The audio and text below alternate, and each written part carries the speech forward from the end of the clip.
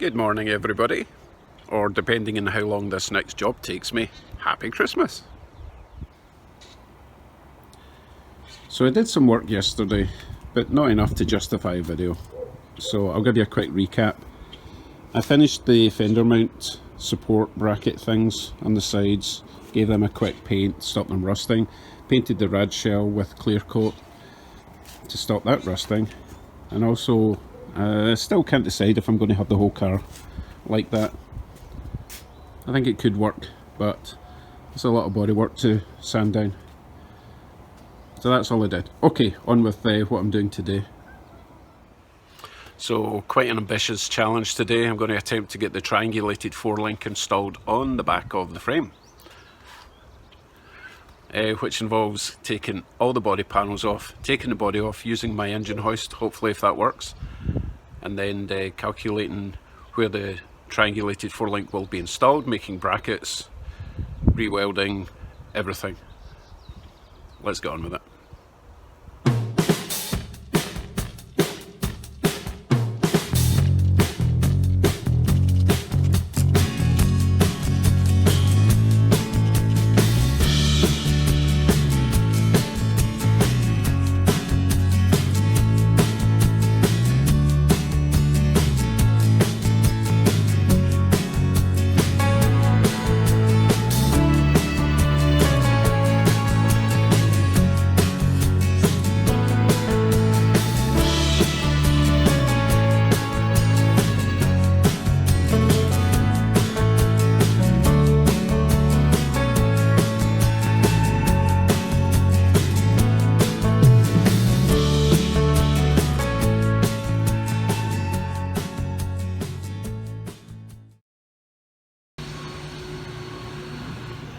Right, we're all stripped down, removed all excess weight.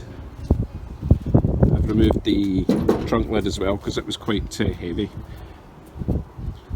Now, because I'm installing a triangulated 4-link with coilover suspension, I had to set up the wheel alignment and mark it on the inside of the frame so that the axle is sitting right in the middle.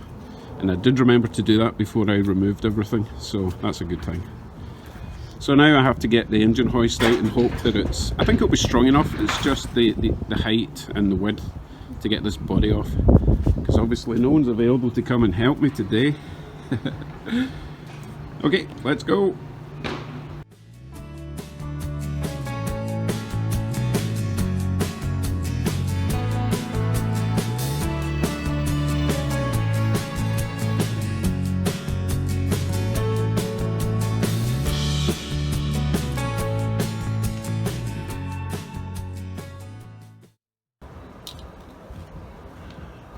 Right, let's give that a shot. First though, I'm going to move my wife's car.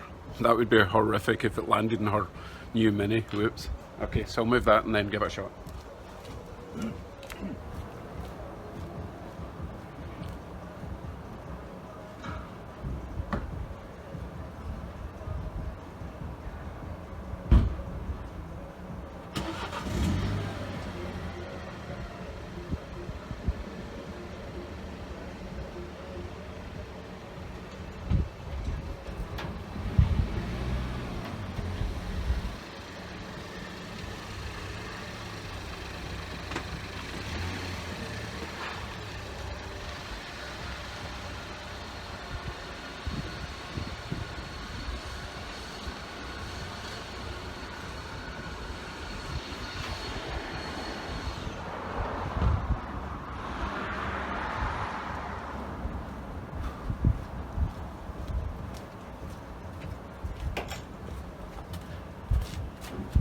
Wish me luck.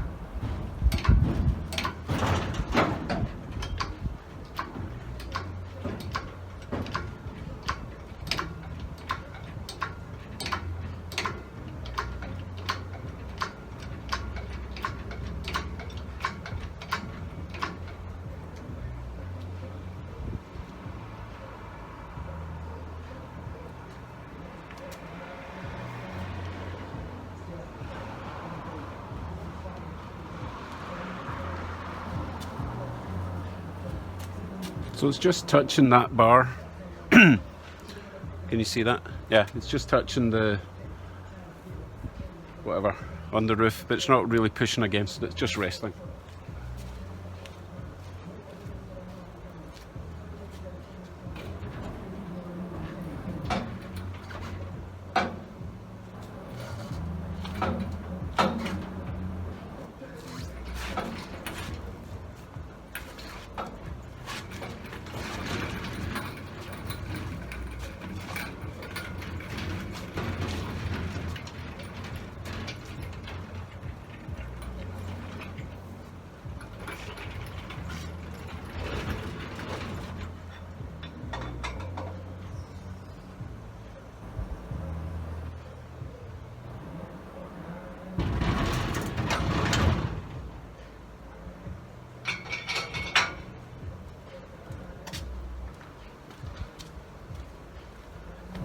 Well, zero drama again. This is awesome.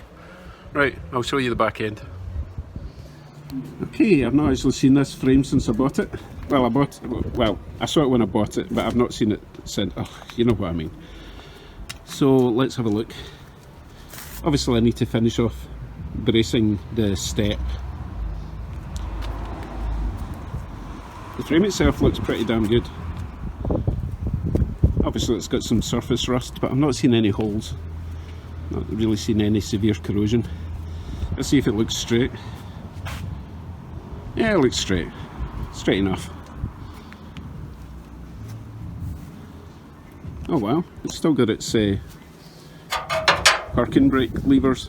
That's handy. What else has it got? These little guys. I think maybe the parking brake goes in there. We'll see, I'll clean that up. This is the original shock absorbers, I believe. 1930s style torsion shocks, I think they were. What else we got? I don't know what this is. Anyone knows, leave a comment. Still got its master cylinder, which I will not be using. Oh. Still got its pedal box. I didn't even know. I wonder if I should use that or just install what I made for the rat rod. But overall it looks great. I'm hoping that I've got enough room in there for my prop shaft. Well, I'll be making a prop shaft anyway. Overall looks good. Okay, onto the job. So I have to attach the 9-inch rear end onto here somehow. But I'll set up the camera in a better position and show you what I'm doing.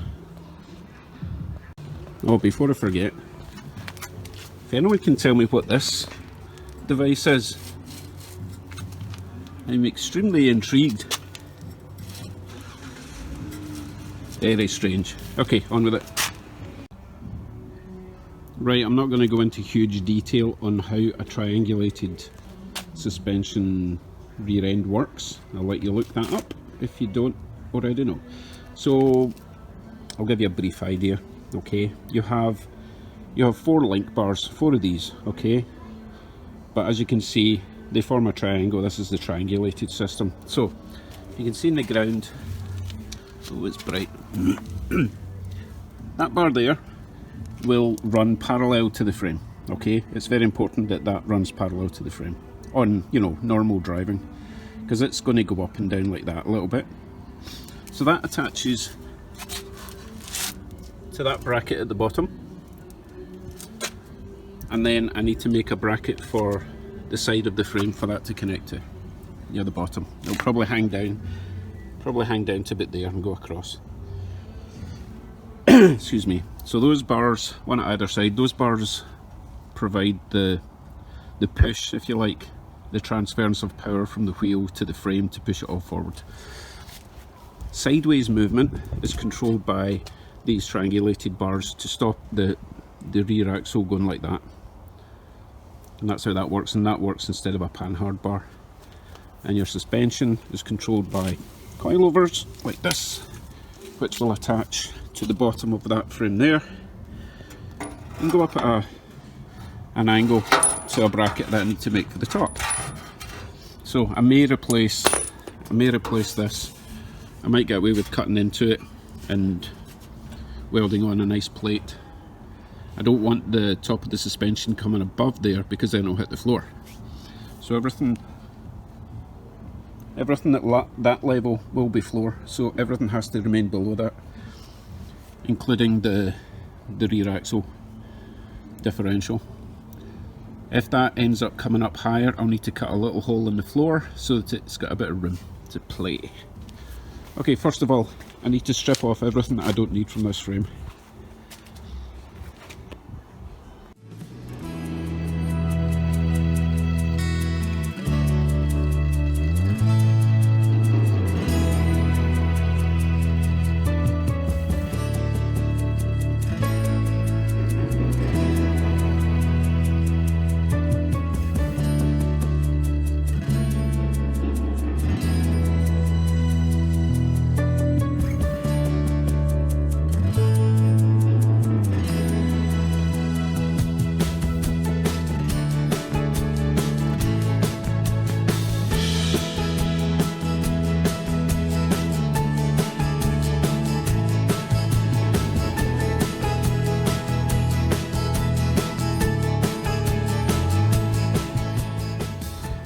Okay, I'm ready to start fabricating.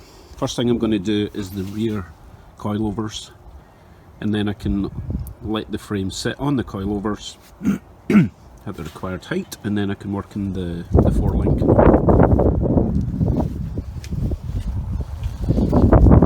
A gust of wind. Now, I'm not sure if there's a hard and fast rule about the angle of these springs. There probably is for optimum performance, but I suppose it depends on what you're using the car for. So I'm just going to line this nut up with this, that bolt up with that. Looks good to me.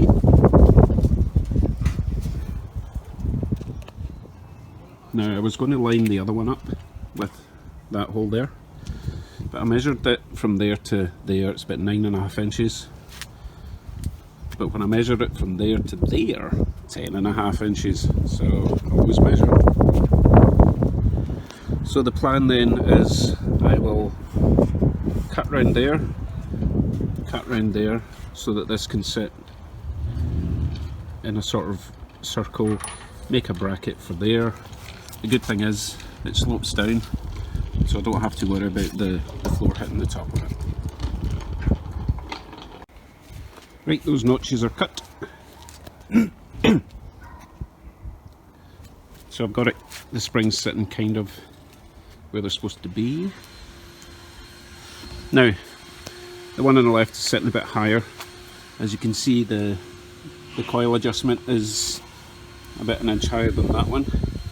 So that's okay, as long as I mount these brackets in the same place, should settle nicely.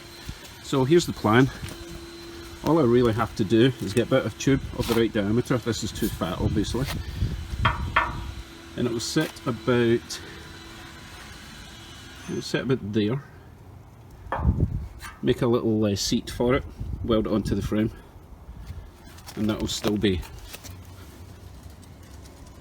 lower than the frame, so that should be fine. Right, need to find a bit of tube. I found some of this super duplex tubing that I got from my wife's engineering company.